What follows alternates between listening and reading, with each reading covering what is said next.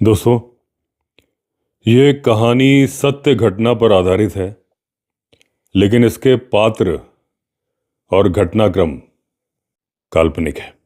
1996 की बात है। दिल्ली से एक ट्रक चला जिसके ड्राइवर का नाम था अश्वनी और जिसके हेल्पर का नाम था विक्रम। मनाली लेह हाईवे हर साल सर्दियों में बंद हो जाता है। उस साल भी बंद होने ही वाला था, लेकिन अर्जेंट सामान था जिसकी डिलीवरी सही समय पर पहुंचानी थी। अगर सही समय पर माल पहुंचा दिया जाता तो ड्राइवर अश्वनी को मिलता इनाम, और अगर माल खराब हो जाता, जो कि खाने पीने का सामान था, राशन था, तो ड्राइवर अश्वनी को देनी पड़ती पेनाल्टी। नवंबर के महीने की शुरुआत थी 1996 में। दिल्ली से माल लेकर अश्वनी चला लेह की तरफ। हेल्पर विक्रम बहुत ज़्यादा खुश था क्योंकि उसने कभी बर्फ नहीं देखी थी। रास्ते में कई पासेस मिलने वाले थे जिनमें मिलेगी बर्फ, ये कहा था अश्वनी ने विक्रम से। जीरकपुर होते हुए रास्ते में रुक के खाना बनाते हुए, हंसी मजाक करते हुए अश्वनी और विक्रम बढ़ रहे थे लेह की तरफ। पिछली रात ये लोग रुके थे मनाली के पास जिस्पा में। सुबह सुबह ही निकल पड़े थे लेह की तरफ।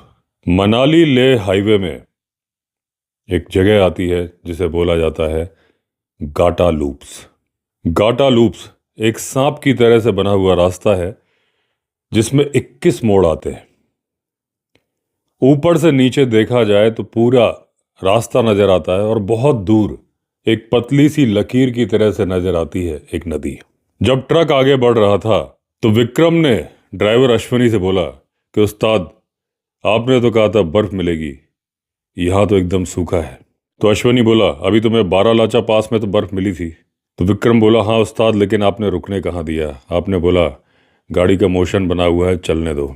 अश्वनी बोला कि हाँ मोशन बना था, अभी ये गाटा लूप्स निकल जाएंगे, उसके बाद नकी पास आएगा और उसके बाद आएगा टांग लांग ला, यानी कि टांग लांग पास। वहाँ बहुत सारी बर्फ है, गाड़ी रोक दूंगा, तसल्ली से जितनी बर्फ से खेलना हो खेल लेना, और तेरा दिल करे तो थोड़ी सी खा भी लेना।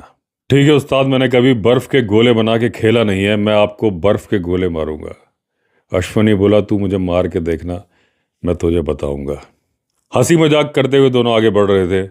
गाटा लूप्स में ट्रक की जान निकल रही हो ऐसा लग रहा था। कई मोड़ों पे तो फर्स्ट गियर में भी ट्रक आगे बढ़ने को तैयार नहीं था, किसी तरह से आगे बढ़ जाता था। विक्रम और अश्वनी दोनों की सांसें अटकी हुई थी कि कहीं गाड़ी अटक गई तो क्या। एक मोड़ पर तो अश्वनी ने चिल्ला के विक्रम से कहा, विक्रम कूदने के लिए तैयार रहना, एकदम से पत्थर की ओट लगा देना, नहीं तो गाड़ी पीछे जाएगी, ब्रेक से रुकेगी भी नहीं। लेकिन कैसे भी करके गाड़ी निकल गई। अब आया गाटा लूप्स के 21 मोड़ों में से 17वां मोड़। ट्रक के रेडिएटर से धुआं निकलने लगा। वहां थोड़ी चौड़ी जगह थी। विक्रम ने बोला, उस्ताद यहीं पे किनारे लगा लो, देख लेते हैं क्या दिक्कत है। अश्वनी ने ट्रक को किनारे लगा दिया। रेडिएटर का ढक्कन छूने की हिम्मत नहीं थी, इतना ज़्यादा गर्म था। थोड़ी देर इंतजार किया। आधे घंटे बाद जब ढक्कन खोल के देखा तो पानी ना के बराबर था, थी तो सिर्फ भाप ही भाप। साथ में जो पानी था पीने का, वो डाल दिया इन लोगों ने रेडिएटर के अंदर। लेकिन रेडिएटर की प्यास तो जैसे बरसों की प्यास थी, बुझने को तैयार ही नहीं थी। रेडिएटर में पानी डालने के बाद भी सेल्फ मारा, गाड़ी स्टार्ट नहीं हुई। अश्वनी बोला, विक्रम लग रहा है कि गैस्केट फट गई है, मिस्त्री लेके आना पड़ेगा। विक्रम बोला, मिस्त्री कहाँ मिलेगा उस्ताद? अश्वनी बोला, यहाँ से आगे नाकीला है, और नाकीला के बाद जब पहाड़ी उतरते हैं, नीचे ढाबे बने हैं, वहाँ कई मिस्त्री रहते हैं, कई सारे ट्रक भी खड़े रहते हैं। बोला, या तो वहाँ से मदद लेके आऊँगा या फिर कुछ सामान लेके आऊँगा ताकि गाड़ी स्टार्ट हो जाए। अश्वनी ने बोला कि अभी पीछे कुछ ट्रक आने वाले हैं, उनमें से किसी में बैठ के चला जाऊँगा, लेकिन तुम माल के पास रहना, कहीं माल ना चोरी हो जाए। विक्रम बोला, चिंता मत करो उस्ताद, माल चोरी नहीं होने दूंगा, मालिक का नुकसान नहीं होने दूंगा, और सबसे बड़ी बात, तुम पर पेनाल्टी भी नहीं होने दूंगा। पीछे से एक ट्रक आया। अश्वनी ने हाथ दे के रोका। उसने इशारे से बोला, चलती गाड़ी में ही चढ़ो, क्योंकि मोशन टूट गया तो गाड़ी चढ़ेगी नहीं। भागते भागते चलते हुए ट्रक में अश्वनी चढ़ गया। चिल्ला के विक्रम से बोला, खाने पीने का सामान रखा है, खाना बनाने की तैयारी कर लेना। पीछे 2 लीटर की बोतल में पानी पड़ा हुआ है सीट के पीछे, पानी पी लेना, उससे खाना भी बना लेना। विक्रम ने चिल्ला के बोला, अच्छा उस्ताद, चिंता मत करो, जल्दी आना। अश्वनी ट्रक में बैठ के चला गया। नाकीला के दूसरी तरफ करीब 20-30 किलोमीटर दूर 2 पहाड़ों के बीच में कुछ ढाबे बने हैं, कुछ मजदूरों के रहने के घर हैं, और वहां पर हमेशा खड़े रहते हैं ट्रक। इधर गाना गुनगुनाता रहा विक्रम, आसपास घूमता रहा, दूर पहाड़ों की बर्फ को एंजॉय करता रहा, नीचे जो नदी बह रही थी उसे देखता रहा। उसका ट्रक साइड में खड़ा था, उसे इस बात की कोई चिंता थी नहीं कि रास्ता बंद हो जाएगा। लेकिन अब ट्रक आने बहुत कम हो गए थे। एक ट्रक निकला बहुत ही देर बाद, शाम ढलने लगी थी। अब गला सूख रहा था विक्रम का। उसने सोचा, चलो थोड़ा पानी पी लिया जाए और फिर करता हूं तैयारी खाना बनाने की, क्योंकि पता नहीं कब उस्ताद आ जाए। जैसे ही पानी की बोतल निकाली, जो 2 लीटर की बोतल थी सीट के पीछे रखी थी, देखा उसमें तो पानी था ही नहीं। याद आया, वो तो रास्ते में ही पी लिया था, किसी झरने में भर लेंगे ये सोचा था, भरना तो भूल गए। गाड़ी में तो पानी ही नहीं था। विक्रम ने सोचा, अब उस्ताद मुझे डांटेंगे, क्योंकि जब वो आएंगे खाना बना नहीं होगा, गुस्सा बहुत करेंगे। पूरे ट्रक का केबिन तलाश लिया, कहीं भी पानी की एक भी बूंद नहीं मिली। अब विक्रम को घबराहट हो रही थी, क्योंकि ऑक्सीजन की कमी तो पहले ही थी वहां पर। घबराहट में वो कमी और ज़्यादा बढ़ गई। गला पहले से सूख रहा था, अब तो ऐसा लग रहा था जैसे गले में 10 लीटर पानी भी डाल देगा तो भी शायद प्यास नहीं बुझेगी। विक्रम परेशान होकर ट्रक के आगे पीछे सब तरफ पानी ढूंढने लगा। उसकी परेशानी एक के बाद एक बढ़ती गई, क्योंकि उसके अंदर की घबराहट बहुत ज़्यादा बढ़ रही थी। अब उसे अपने सीने में अपने दिल की धड़कन साफ साफ सुनाई दे रही थी। अब उसे चक्कर भी आ रहे थे। एक बार तो मन किया कि दूर पतले रिबन की तरह से जो नदी दिखाई दे रही है वहां चला जाए, लेकिन वो नदी थी करीब 20 किलोमीटर दूर। जाना संभव नहीं था। पहाड़ उतर तो जाता, चढ़ता कैसे? फिर अगर यहां से माल चोरी हो जाता तो उस्ताद सिर्फ गुस्सा नहीं करता, शायद पिटाई भी कर देता, क्योंकि उस्ताद के ऊपर लगने वाली थी पेनल्टी। परेशान होके गाड़ियों का इंतजार कर रहा था विक्रम कि किसी गाड़ी से हाथ देके पानी मांग लेगा। अंधेरा हो चला था। उसे गाड़ी की हेडलाइट नजर आई, उसकी जान में जान आई। लेकिन जब गाड़ी नजदीक आई तो देखा ये ट्रक नहीं था, ये थी एक कार। उस कार को चला रही थी रूपा। वो थी ट्रैवल व्लॉगर, जा रही थी लद्दाख वीडियो बनाने, सोलो ट्रैवलर। अंदर ही अंदर भगवान का नाम ले रही थी, बजरंग बली का नाम ले रही थी, क्योंकि उसे लग रहा था डर कि रास्ते में कोई अनहोनी ना हो जाए। वो बहुत ज़्यादा लेट हो गई थी। वो रात रुकना चाहती थी पांग में। पांग वहाँ से करीब 38 किलोमीटर दूर था। वो सोच रही थी किसी तरह से गाड़ी खराब ना हो और मैं निकल के पहुंच जाऊं पांग। अब बीच रास्ते पर विक्रम खड़ा होके हाथ से इशारा कर रहा था गाड़ी रोकने का। रूपा अंदर से डरी हुई थी। उसे लगा ये कोई लुटेरा है और ये मेरी गाड़ी लूटने की कोशिश कर रहा है। जोर से हॉर्न बजाते हुए रूपा ने अपनी छोटी सी कार उसके बगल से निकाली। विक्रम डर के पीछे हटा, क्योंकि टक्कर होते होते बची थी। रूपा तेजी से आगे निकल गई। उसकी छोटी गाड़ी को पहाड़ी चढ़ने में कोई दिक्कत नहीं थी। विक्रम फिर इंतजार कर रहा था कि शायद फिर कोई गाड़ी आएगी, शायद उसे पानी मिल जाए, कोई ट्रक वाला भाई आ जाएगा तो पानी दे ही देगा, क्योंकि ड्राइवर ही ड्राइवर और हेल्पर के काम आता है। फिर करीब 40 मिनट के बाद एक गाड़ी की हेडलाइट नजर आई। ये गाड़ी भी छोटी गाड़ी थी। इसमें 2 आदमी जा रहे थे। उनका नाम था रोहित और लोकेंद्र। लेकिन वो दोनों भी डरे हुए थे पहाड़ की ऊंचाइयों से। पहली बार था कि वो लद्दाख की तरफ जा रहे थे, लेह की तरफ जा रहे थे। उन्होंने तरह तरह की कहानियां भी सुनी थी कि लेह लद्दाख में रास्ते में भूत प्रेत भी रहते हैं। हालांकि ये कहानियां सच थी कि झूठ थी उन्हें नहीं मालूम, लेकिन दोनों डरे हुए थे। गाड़ी के बारे में ज़्यादा जानकारी भी नहीं रखते थे। उन्हें लग रहा था कि अगर टायर पंक्चर हो गया तो हम क्या करेंगे, हमें तो ठीक से टायर चेंज करना भी नहीं आता। फिर हेल्पर विक्रम साइड में खड़े होकर हाथ देने लगा था, क्योंकि बीच में खड़े होने की उसकी हिम्मत नहीं हो रही थी, क्योंकि उसे आ रहे थे चक्कर, गला बहुत बुरी तरह से सूख रहा था, दिल की धड़कन भी बहुत तेजी से बढ़ी हुई थी। और पिछली बार रूपा ने जब गाड़ी तेजी से बगल से निकाली थी तो विक्रम बहुत ज्यादा डर गया था। रोहित ने भी जोर से हॉर्न बजाया। गाड़ी रोकने के लिए रोहित तैयार नहीं था। वो बार बार बोल रहा था, साहब पानी दे दो, पानी दे दो, खाली बोतल दिखा रहा था। लेकिन रोहित ने भी गाड़ी डर की वजह से नहीं रोकी कि कहीं कोई ये छलावा तो नहीं है या फिर इनका कोई गैंग तो नहीं है कि मैं गाड़ी रोकूं और पीछे से बहुत सारे लोग निकल आए और हमें लूट लें। वो भी निकल गया। अब हेल्पर विक्रम से खड़ा भी नहीं रहा जा रहा था। उसकी प्यास उसकी घबराहट की वजह से 10 गुनी बढ़ चुकी थी। वो आसपास परेशान होकर यहां से वहां डोल रहा था। अब चीजें उसे अलग अलग रंग की दिखाई दे रही थी। लग रहा था उसके दिमाग पर असर हो रहा है। कभी वो ट्रक के कैबिन में चढ़ रहा था, कभी वो इंजन ऑयल की तरफ जा रहा था जो डब्बे में रखा था कि शायद इसके पीने से मेरी प्यास बुझ जाएगी। फिर उसका दिमाग, उसका दिल उसे रोक देता था। फिर वो नीचे उतरता था। करते करते उसे चक्कर आने लगा। ट्रक से साइड में जाके करीब 10 कदम की दूरी पर पत्थर रखा हुआ था, उस पर वो बैठ गया। अब उसका दिल जोर जोर से धड़क रहा था, सिर घूम रहा था। ऐसा लग रहा था कि सारे पहाड़ गोल गोल से चक्कर काट रहे हैं विक्रम के चारों तरफ। उसे कुछ समझ में नहीं आ रहा था। कभी उसे लग रहा था उल्टी आ रही है, कभी उसे लग रहा था कि उसके सीने में दर्द हो रहा है, कभी लग रहा था कि दिमाग की नसें फड़क रही हैं।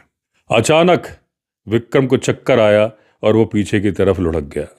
उसका सर जमीन पर टकराया। विक्रम वहीं बेहोश हो गया। अच्छी खासी ठंड पड़ रही थी। विक्रम एक फटे हुए स्वेटर को पहना था। अभी भी उसका दिल धड़क रहा था, लेकिन वहां पे कोई निकल नहीं रहा था। अगर कोई गाड़ी निकली भी हो तो वो विक्रम को देख नहीं सकती थी, क्योंकि गाड़ी और विक्रम के बीच में खड़ा हुआ था ट्रक। उधर अश्वनी पानी लेके, गैस्केट का सामान लेके वापस चलने की तैयारी में था, लेकिन कोई ट्रक ड्राइवर इस तरफ आने के लिए तैयार नहीं था। अश्वनी ने कई ड्राइवर से कहा कि भाई चल लो, मेरा हेल्पर वहां पर अकेला है। लेकिन सब लोग बोल रहे थे कि भाई रात को तो जाने में फायदा नहीं है, गाड़ी खराब हो जाएगी, दिक्कत हो जाएगी, सुबह सुबह तड़के 5 बजे निकलेंगे। अश्वनी की हिम्मत नहीं हो रही थी कि 38 किलोमीटर वो पैदल जाए। हालांकि उसे इतनी ज्यादा चिंता भी नहीं थी, क्योंकि ट्रक की खिड़कियां बंद कर लेने के बाद ड्राइवर विक्रम को ठंड लगती नहीं, क्योंकि रजाई गद्दा सब कुछ था ट्रक में। पानी भी था, राशन भी था। अश्वनी को मालूम था कि हेल्पर विक्रम खाना भी बना लेगा, पानी भी पी लेगा। 2 लीटर पानी में रात तो गुजर ही जाएगी। सुबह सुबह जैसे ही 5 बजे दूसरे ट्रक ड्राइवर ने ट्रक स्टार्ट किया, जल्दी से भगवान का नाम लेते हुए अश्वनी बैठा ट्रक में। चल पड़े गाटा लूप्स के 70वें मोड़ की तरफ। अभी करीब 1.5 घंटा ही बीता था, यानी बजे थे सुबह के 6:30। वो ट्रक पहुंच गया अश्वनी के ट्रक के पास में। ढाल थी, ड्राइवर ने ब्रेक लगाए। वो बोला, जाओ उस्ताद जी, तुम्हारा ट्रक आ गया, मैं जल्दी में हूं, रुकूंगा नहीं। अश्वनी ने उसे धन्यवाद दिया। वो ट्रक आगे बढ़ चला। अश्वनी उस ट्रक को जाते हुए देख रहा था। अगले मोड़ पर जब वो मुड़ा, ट्रक वाले ने हॉर्न बजाया। अश्वनी ने बाय का इशारा किया, ट्रक वाले ने भी सलाम का इशारा किया। वो ट्रक आगे बढ़ चला। अब अश्वनी ने देखा कि ट्रक के दरवाजे तो खुले हैं। उसे बहुत ज़्यादा गुस्सा आया। उसने कहा, ये नालायक विक्रम हमेशा दरवाजे खुले छोड़ के चला जाता है, पता नहीं कहाँ चला गया है। ट्रक देखा, फिर अश्वनी इधर उधर ही टहलता रहा। थोड़ा सा पानी पिया, सोचा आने दो, आज इसको कान के नीचे एक लगाऊंगा। आधा घंटा बीत गया, हेल्पर विक्रम आया नहीं। अश्वनी ने सोचा अकेले में गैस्केट चेंज भी नहीं कर पाऊंगा, चलो गाड़ी के अंदर बैठ के अगरबत्ती जला देता हूं, थोड़ी पूजा कर देता हूं। जैसे ही अश्वनी ट्रक की स्टीयरिंग पे बैठा, अगरबत्ती का पैकेट निकाला, माचिस निकाल रहा था बीच से, निगाह पड़ी ट्रक के लेफ्ट हैंड साइड पर दूर, टेढ़ी गर्दन करके हेल्पर विक्रम लेटा हुआ है। उसका आधा शरीर पत्थर के ऊपर है, सिर नीचे है। एकदम से कूदा अश्वनी ट्रक से, भाग के वहां पहुंचा। देखा पूरा शरीर विक्रम का बर्फ की तरह से ठंडा था, एकदम नीला पड़ा हुआ था शरीर। गर्दन एकदम टेढ़ी थी। समझ में नहीं आ रहा था कि गर्दन टूट गई है, ठंड लग गई है, या आ गया है हार्ट अटैक। पागलों की तरह से अश्वनी चिल्ला रहा था, गाड़ियों को रोक रहा था। बड़ी मुश्किल से एक आते हुए ट्रक वाले ने ट्रक को रोका। सबने उठाया हेल्पर विक्रम को, ट्रक में लोड किया। अश्वनी चिल्ला के बोला, भाई जल्दी ले चल भाई, क्या पता अस्पताल में इसकी सांसें लौट आए। लेकिन वो ट्रक ड्राइवर बोल रहा था, भाई मरा हुआ आदमी कभी वापस आता है। अश्वनी हैरान था कि विक्रम मर चुका है। उसे यकीन नहीं हो रहा था, क्योंकि वो तो उसके छोटे भाई की तरह था। उसे वो बातें याद आ रही थी जब ट्रक लेकर अश्वनी पहाड़ी के ऊपर चढ़ रहा था। विक्रम ने कहा था, उस्ताद ये पहाड़ बड़े सुंदर लगते हैं, मेरा मन कर रहा है कि पहाड़ पर ही रह जाऊं, कभी वहां से वापस ना लौटूं। उसे लग रहा था कि ये यहीं रहना चाहता था। क्या ये यहीं रह गया है? छू के देखा, शरीर एकदम ठंडा था। दिल मानने के लिए तैयार नहीं था कि विक्रम मर चुका है, लेकिन दिमाग कह रहा था, अश्वनी मरे हुए कभी वापस नहीं आते। हॉस्पिटल पहुंचे, डॉक्टर ने पहले ही बता दिया कि ये तो मर चुका है। फॉर्मेलिटीज की गई। उसके बाद विक्रम के मरे हुए शरीर को लेकर अश्वनी दिल्ली पहुंचा, जहां उसका परिवार रहता था। रोना धोना मचा हुआ था। अश्वनी पत्थर की तरह से दीवार में टिक के खड़ा हुआ था। सब पूछ रहे थे कैसे हुआ, क्या हुआ। बड़ी देर के बाद अश्वनी बता पाया कि क्या हुआ था, कैसे हुआ था। उसके बाद वो चला गया था पानी लेने। उसे तो मालूम ही नहीं कि क्या हुआ, घटनाक्रम क्या हुआ। अपनी लाश के साथ में विक्रम आया था। वो बताना चाह रहा था अश्वनी को कि क्या हुआ था, कैसे हुआ था। पानी की बोतल खाली थी, उसे पानी नहीं मिला। प्यास से तो वो शायद मरता नहीं, वो मर गया था घबराहट से, क्योंकि दिल की धड़कन बढ़ गई थी। उसने 2 गाड़ियों को रोकने की कोशिश की, लेकिन उन गाड़ियों ने उसे लुटेरा समझ लिया था। विक्रम अश्वनी के कंधे को हिला हिला के बोल रहा था, उस्ताद मैं लौट के वापस वहीं जाऊंगा जहां मेरी मौत हुई है। मैं वहीं रहूंगा, क्योंकि मुझे बहुत ज़्यादा प्यास लगी है, और मेरी प्यास यहाँ नहीं बुझेगी उस्ताद, मेरी प्यास तो बुझेगी वहीं गाटा लूप्स के 70वें मोड़ पर। लेकिन वो हिला के बोल रहा था, अश्वनी को तो कुछ सुनाई दे नहीं रहा था। अंतिम संस्कार होने तक विक्रम वहीं रहा। उसके बाद वापस आ गया विक्रम गाटा लूप्स के 70वें मोड़ पर। लेकिन जब वापस आया, देखा एक भी ट्रक नहीं है, एक भी गाड़ी नहीं है, क्योंकि तब तक मनाली लेह हाईवे बंद हो चुका था। बर्फ गिर गई थी, सरकार ने रास्ता बंद कर दिया था। विक्रम मन ही मन सोच रहा था कि प्यास लगी है, पानी तो यहीं पीऊंगा, लेकिन पानी पिलाने वाला कोई वहां था नहीं, ना इंसान की जात। कभी विक्रम को लगता था कि 1 मिनट 1 युग के बराबर है, और कभी ऐसा लगता था कि 1 युग 1 मिनट के बराबर है, क्योंकि विक्रम एक ऐसी दुनिया में पहुंच चुका था जहां पर समय की कोई कीमत नहीं थी, समय ही समय था। अब विक्रम को बहुत सारे ऐसे ही भूत और आत्माएं दूर से नजर आ रहे थे। वो अनजाने लोग थे, विक्रम से बात करने की कोशिश करते थे, लेकिन विक्रम भूत होने के बावजूद उन्हें देख के डर जाता था, उनके पास नहीं जाता था। बैठा रहता था तो उस पत्थर पर, जिस पत्थर पर ही उसकी जान गई थी। मार्च का महीना आया, सरकार ने रास्ता खोल दिया। लेह की तरफ से भी ट्रक चले, मनाली की तरफ से भी ट्रक चले। पहला ट्रक आता हुआ नजर आया। विक्रम को ट्रक के हॉर्न की आवाज सुनाई दी। यह उसकी जानी पहचानी आवाज थी। वो ट्रक पर ही तो चला करता था। जैसे ही ट्रक नजदीक आया, विक्रम की बाँछें खिल गईं। उसने कहा, आज तो मेरी प्यास बुझेगी, मुझे मिलेगा पानी पीने को। फटा स्वेटर पहने विक्रम गाटा लूप्स के 70वें मोड़ पर खड़ा था। इशारा कर रहा था ट्रक वाले को, क्योंकि ट्रक वाला लेह की तरफ से आ रहा था। उसने ट्रक को रोक दिया। ट्रक वाला विक्रम से बोला, छोटू कैसे खड़ा है यहाँ पर? ढंग से कपड़े तो पहन ले, ठंड लग जाएगी। विक्रम बोला, उस्ताद जी थोड़ा पानी पिला दो, बहुत प्यास लगी है। आप पी ले भाई, पी ले, ये ले बोतल। बोतल जैसे ही विक्रम के हाथ में पकड़ाई उस ट्रक ड्राइवर ने, देखा विक्रम के तो हाथ थे ही नहीं, बोतल नीचे गिर गई।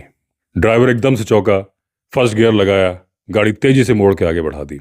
विक्रम चिल्ला रहा था, उस्ताद जी पानी तो पिलाते जाओ। ट्रक ड्राइवर मिरर में भी नहीं देख रहा था। वो समझ चुका था कि मामला कुछ और है। अब एक ट्रक फिर से आया मनाली की तरफ से। फिर फटे स्वेटर में विक्रम खड़ा था। उसने कहा, उस्ताद जी पानी पिला दो। ड्राइवर ने इशारा किया, चढ़ती हुई गाड़ी है भाई, साइड हट जा, नीचे आ जाएगा तू। चढ़ती गाड़ी रोकूंगा तो चढ़ेगी कैसे?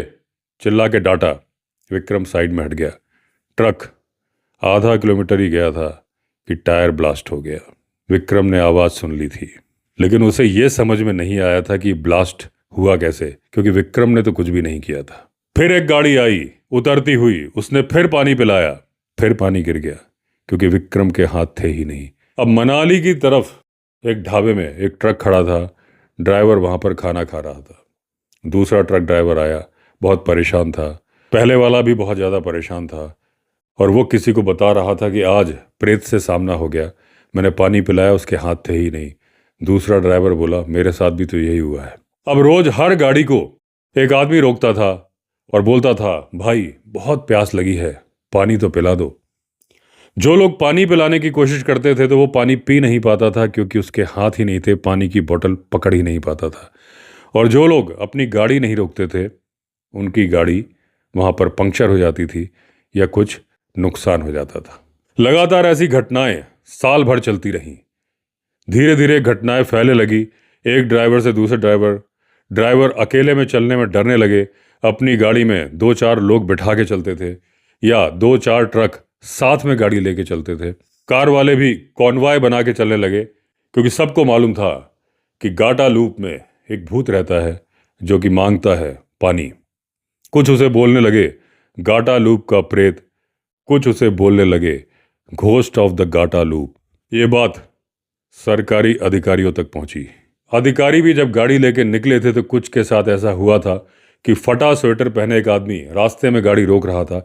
हालांकि उन्होंने उस पर ध्यान दिया नहीं था, गाड़ी रोकी नहीं थी, इसलिए उसके हाथ पानी की बोतल पकड़ पाते हैं कि नहीं पकड़ पाते उन्हें नहीं मालूम था।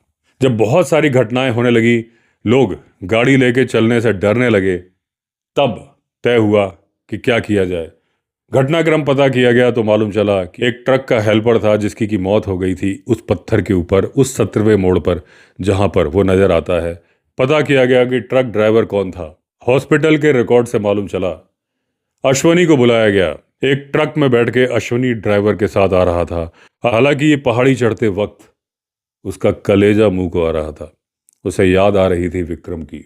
वो देख रहा था कि विक्रम कितना चहक रहा था इस पहाड़ी पर, और उसे यह भी याद आ रहा था कि विक्रम कैसे बोल रहा था कि उस्ताद जी मैं तो यहीं रह जाऊंगा, यहाँ से वापस नहीं आऊंगा, मुझे ये जगह इतनी अच्छी लग रही है उस्ताद जी। 17वां मोड़ आया। सामने खड़ा था फटे स्वेटर में विक्रम। अश्वनी बोला, ये तो विक्रम है। गाड़ी रोकी, बोले विक्रम तू जिंदा कैसे है? विक्रम ने अश्वनी को देखा। विक्रम अश्वनी से बोला, उस्ताद जी पानी पिला दो, बहुत प्यास लगी है उस्ताद जी, पानी तो पिला दो। हाँ हाँ भाई पानी पी, पानी पी भाई, पानी दियो जल्दी से। पानी की बोतल ऊपर से कैच की अश्वनी ने, ले भाई पानी पी। जैसे ही पानी की बोतल विक्रम के हाथ में पकड़ाई, पानी की बोतल नीचे गिर गई। विक्रम के तो हाथ ही नहीं थे। अश्वनी बोला, विक्रम क्या हुआ तुझे? और तू तो मर गया था, तेरा तो अंतिम संस्कार मैंने अपने सामने कराया। विक्रम बोला, मुझे कुछ नहीं मालूम उस्ताद जी, बस मैं प्यासा हूँ, बरसों का प्यासा, यहाँ घूम रहा हूँ। ना तो उस दिन मुझे किसी ने पानी पिलाया, ना आज कोई मुझे पानी पिलाता है। मैं तो गाड़ियों का नुकसान भी नहीं करता हूँ उस्ताद जी, लेकिन लोग मुझे पानी पिलाते नहीं हैं, पता नहीं क्यों उनकी गाड़ियाँ बंद पड़ जाती हैं। मुझे कुछ नहीं मालूम, बस ऐसा लग रहा है जैसे मेरा गला सूख रहा है उस्ताद जी, पानी पिला दो बस। अश्वनी ने पूछा कि भाई हुआ क्या था उस दिन? विक्रम ने सारी कहानी बताई। उस्ताद जी आप चले गए, आपने बोला था 2 लीटर पानी है, वहाँ बोतल तो थी, पानी तो था ही नहीं। याद करो, पानी तो हम रास्ते में ही पी गए थे। ये तय किया था कि आगे किसी झरने में भर लेंगे, हमने भरी कहाँ थी। अश्वनी ने अपना सर पकड़ लिया। बोला, उस्ताद जी उस वक्त मेरा दिल जोर जोर से धड़कने लगा, गाड़ियों को रोका, कोई नहीं रुका, पूरे पहाड़ घूम रहे थे, मैं इस पत्थर पर बैठ गया, अचानक मुझे चक्कर आए, मैं गिर गया। उसके बाद मैंने देखा कि मेरा शरीर तो बाहर पड़ा है, मैं बाहर खड़ा हूँ, मैं खुद ही अपने शरीर को हिलाने की कोशिश कर रहा था, लेकिन मेरा शरीर तो हिल ही नहीं रहा था। उसके बाद अगले दिन सुबह उस्ताद जी आप आए, आपने और दूसरे ड्राइवर भाई ने मेरे शरीर को ट्रक पे लोड किया। मैं बार बार आपको उस्ताद जी बोल रहा था, लेकिन आप तो सुन ही नहीं रहे थे। फिर आप मेरे घर गए, तब भी मैं कह रहा था उस्ताद जी प्यास लगी है, मैं वहीं वापस लौट जाऊंगा। वापस लौट कर मैं यहाँ आया, रास्ते बंद थे। बहुत सारे भूत प्रेत देख के मुझे बहुत डर लग रहा था और मुझे नहीं पता कि मैं कैसे लोगों को दिखाई देने लगा। मैं तो हर आते जाते से पानी मांगता था। मैं उसे दिखता था कि नहीं दिखता था मुझे नहीं मालूम। आपको मैं अब कैसे दिख रहा हूं, पहले क्यों नहीं दिख रहा था, मुझे कुछ नहीं मालूम। अश्वनी बोला, ठहर मैं तेरे लिए कुछ करता हूं। ट्रक में बैठा आगे गया अधिकारियों के पास, उन्हें सारा घटनाक्रम बताया कि ऐसे ऐसे हेल्पर की मौत हुई थी, उसके साथ ये घटनाक्रम हुआ था। अधिकारियों ने एक पंडित को बुलाया, अनुष्ठान किया, पूजा अर्चना की, विक्रम की आत्मा की शांति के लिए बहुत सारा जल चढ़ाया गया। एक छोटा सा स्मारक बनाया गया उसकी याद में, जिसमें एक मिट्टी का ढेर बनाया गया, उसमें खंबा लगाया गया, घंटी लगाई गई, गिलास रखे गए। जैसा जैसा पंडित जी ने तरीका बताया वैसा वैसा किया गया और यह तय किया गया कि जो भी गाड़ी यहां से निकलेगी विक्रम की याद में जल चढ़ाएगी, उसे पानी पिलाएगी, ताकि उसकी प्यास बुझे तो वो स्वर्ग लोक की तरफ जाए, उसकी आत्मा जो यहाँ पर प्यास के चक्कर में अटकी पड़ी है उसको मुक्ति मिले। उसके बाद से सिस्टम चालू हुआ। आज 20 साल बीत चुके हैं। जिस किसी को भी ये पता होता है वो अपनी गाड़ी वहां पर रोकता है, ग्लास में पानी भरता है, वहीं पर एक पेड़ लगा है उसमें जल चढ़ाता है और खाली बोतल में थोड़ा सा पानी छोड़ के वहीं रख देता है कि अगर विक्रम को और ज़्यादा प्यास लगेगी तो ये बोतल का पानी भी पी लेगा। ट्रक ड्राइवर वहां से निकलते हैं, सम्मान स्वरूप हॉर्न बजाते हैं।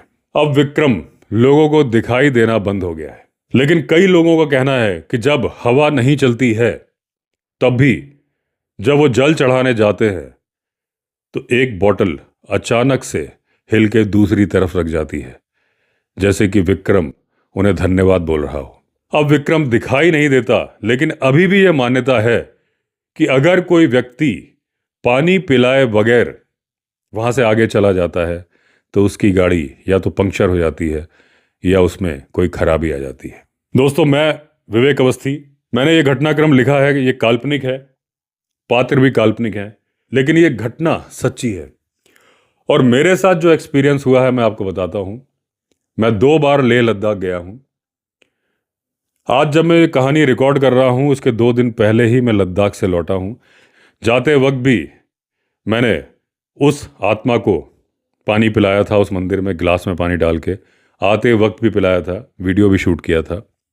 लेकिन इसकी पिछली बार जब मैं गया था 2023 में, तब मुझे मालूम नहीं था इस घटना के बारे में।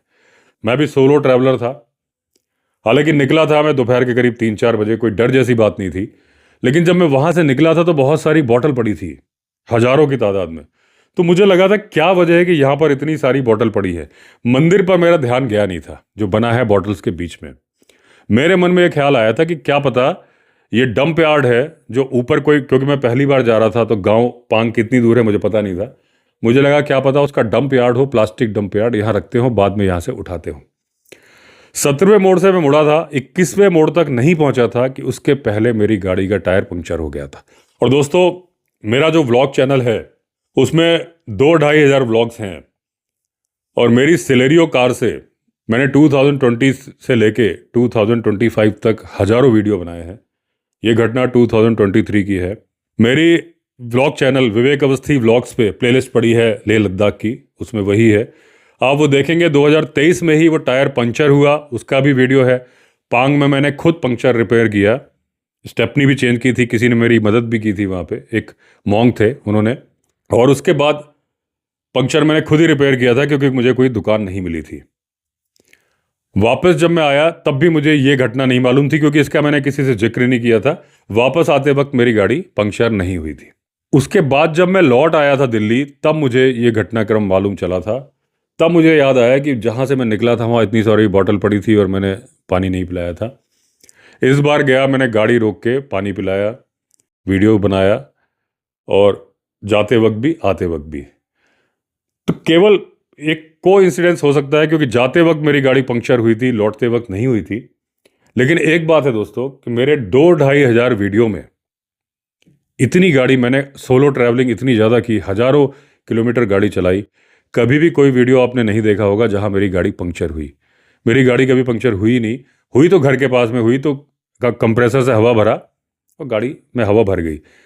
कंप्रेसर उस दिन भी मेरे पास था, लेकिन वो हवा भर नहीं रही थी कंप्रेसर से भी, यानी पंक्चर का कट थोड़ा लंबा था।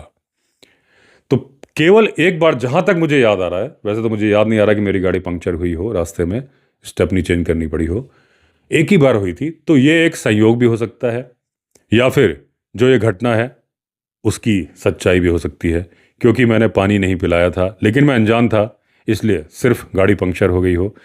या ये एक संयोग हो सकता है, मैं इस बारे में कोई दावा नहीं करता, लेकिन मैंने आपको ये बताया कि मेरे 2-2.5 हज़ार वीडियो में केवल एक बार गाड़ी पंक्चर हुई है, और वो तभी हुई थी। दोस्तों, ये सच्ची घटना है जिसका काल्पनिक चित्रण मैंने किया, पात्रों के नाम भी काल्पनिक हैं। मेरा अंदाजा है घटना क्या हुई होगी, लेकिन ये घटना सच्ची थी। ये जो कहानी है जिसके पीछे की, वो एक सच्ची घटना है, ऐसा हुआ था। तो चलिए दोस्तों, कहानी आपको कैसे लगी आप बताइएगा। अगर आपने चैनल सब्सक्राइब नहीं किया है तो चैनल सब्सक्राइब कर लीजिए। फिर मिलते हैं, तब तक के लिए all the best. Vande Mataram.